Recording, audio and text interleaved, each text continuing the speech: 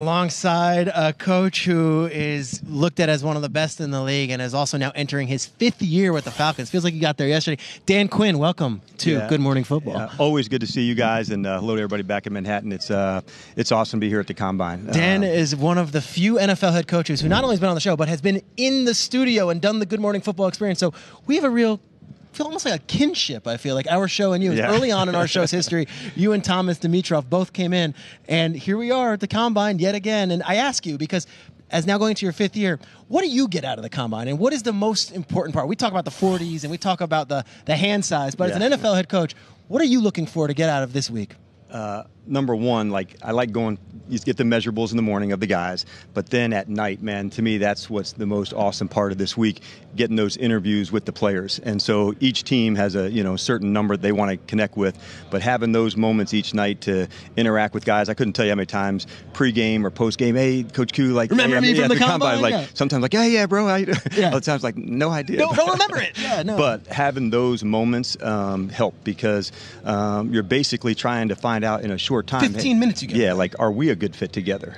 And you'd have to let somebody know, hey, man, to really know me, you'd have to know this about me. That's sometimes interesting, because knowing your why. I've spoken to a GM before who said, hey, look, we had no interest in Johnny Manziel. He would have a top 10 pick. We had a great quarterback. He walked in the room. We were like, we might take Johnny Manziel. He's that charismatic, that impressive. Has there been a guy that you guys ended up drafting that walked in the room and you and him just clicked and said, those 15 minutes mattered so much that we've got to take him? I don't know if it would, over the top put it that way, but it's definitely, there's guys to say, hey, man, we would love to have this guy on our team. And that happens all the time. Cool story, cool resiliency. I love his background. That dude was honest about, say somebody got jammed up. Hey, man, this is what happened and this is how it went down. But I can definitely think back of a guy like Tack McKinley. Tack McKinley, big personality. Yeah, but knowing how important some of the things in his life are and what was his why. I can definitely think back to guys like Grady Jarrett and knowing that this guy had leadership kind of all over him, the way he conducted himself. And so when you see those moments with the guys, you're thinking to yourself, hey, man, this guy would fit in our locker room like crazy. All right, so the Falcons go to the playoffs 3 years in a row. They go to the playoffs, they lose. They go to the Super Bowl, lose. They go to the playoffs, lose. And then this year, 2018, non-factor in January. As the head coach, how do you get these guys motivated again, and how do you get back to the playoffs next year? Well, I think when you have a disappointing year, you have to look back and say, we've got to make the lessons matter. The lessons matter. What's that mean? And why were there inconsistencies? Why, did we not play to the level and the standard we've set for one another? It reminds me of a recent story I had with Devondre Campbell. For his time, he hadn't been in a playoff, and he said, it was during the January. Hadn't missed the playoffs. Yes, and so he said, hey, man, this sucks. This sucks? And watching football now sucks. He said, we have a better team than so-and-so.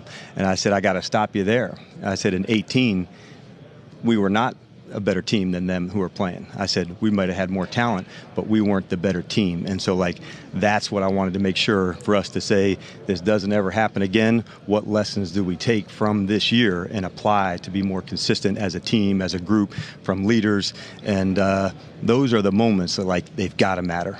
You were big advocate of Sark when he came back. Everyone was saying, you can't hire Sark. He's got all these demons.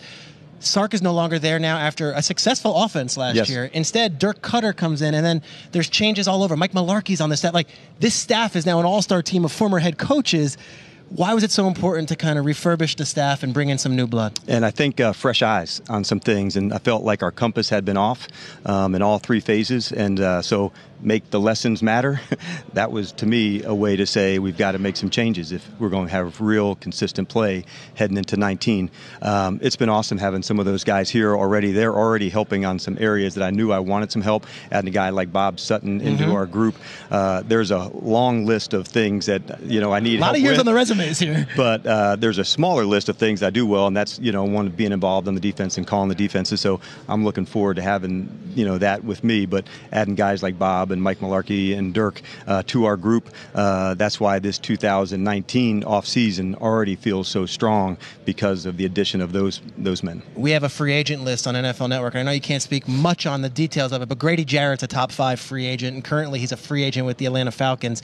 Fans at home watching of the Falcons, they love Grady Jarrett, had the amazing Super Bowl, great year last year. What would be your message to them as we head towards this free agency period? Yeah, I think it's always hard for the fans and for us too, like when football and business intersect. But what we've always said is like, man, like he is really important to us. Not only does he demonstrate his toughness and his playmaking ability on the field, like he brings leadership off the field. So he has all those traits, like we were talking about, we're trying to find that personality here, the energy to, people to respond to. And so he's got all the stuff that you're looking for. And so, we're hoping that, as we go through the process with free agency and him, I know those guys are talking a lot and hoping to get something done. Still one of the most talented rosters in football. Still one of the most decorated coaching staffs in football. Atlanta Falcons fans, you got it pretty good. I have a feeling the Falcons will be back in 2019. Dan Quinn, thank you for joining Good Morning Football. We always love having you on. Yeah, always enjoy being on the show with you guys, and keep rocking, man. Keep rocking.